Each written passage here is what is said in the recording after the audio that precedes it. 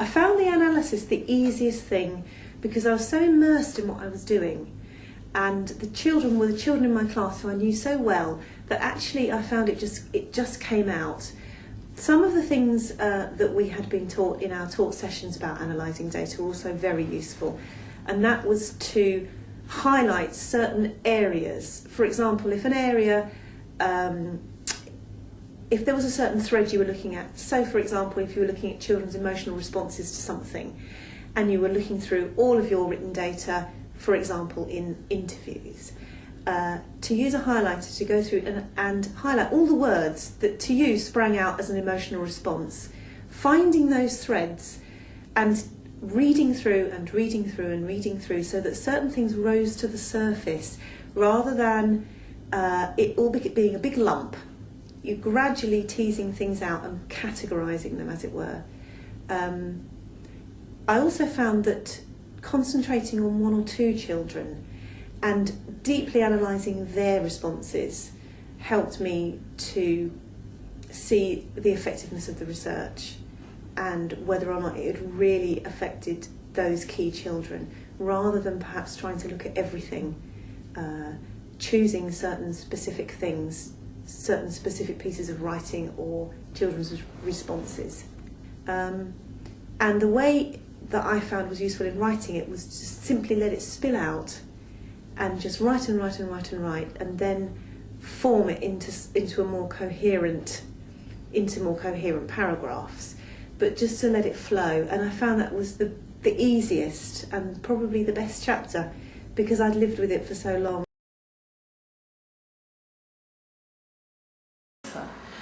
Or I did lots of questionnaires, and as I got them back, I entered them straight in. I set up a spreadsheet so I could record the responses. So some of the answers I'd coded or given them a value. Mine was a value statement, so I used to assign a number to whichever box they'd tick. So as soon as I got them, it's very, very easy to put in. And then also with the data analysis, I made sure that because I quite like Excel, I put all the responses from the questionnaires into Excel, and it allowed me to group it and stuff like that, and then very, very easy to transfer them into charts and graphs, etc. like that. But you have to find what's worked best for you, but that really, really helped. But as soon as I got it, I did it.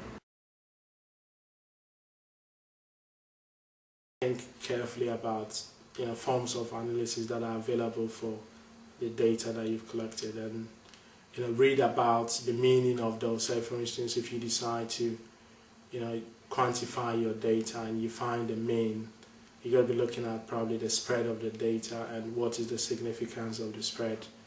I mean, if you're using a software, then you've got to understand how the software works and the benefits of doing that. And that will link to your sample, because it depends on how you take your sample.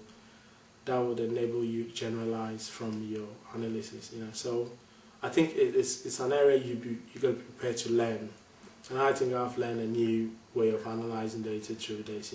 Yeah, I was thinking I would just do something with a mean and do the standard deviation, but that wasn't sophisticated enough to allow me to generalize. So I had to learn how to use the SPSS, and I had to read about it and learn how the functions of the software.